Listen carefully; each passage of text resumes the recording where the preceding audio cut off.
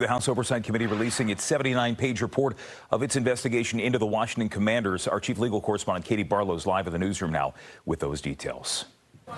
Well, Jim, just over a year after they launched an investigation into the Washington Commanders' workplace misconduct and culture of sexual harassment, the House Oversight Committee released a report of its findings. And this report, 79 pages, says team owner Dan Snyder obstructed the committee's investigation and gave them misleading testimony.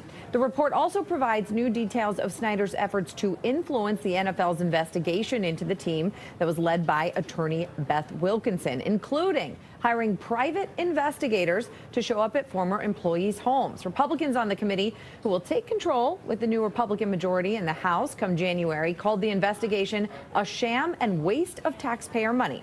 Commander's lawyer John Brownlee echoed that partisan criticism.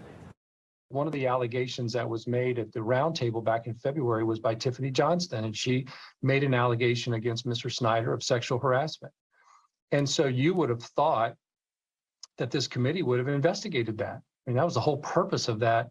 It was the biggest piece of evidence or story that came out of that roundtable. They did zero. The report here today has nothing on it. We still don't know when it happened, where it happened, who was there, why it happened, her story. They didn't ask us for any receipts, any calendars. We have all that stuff. They want to.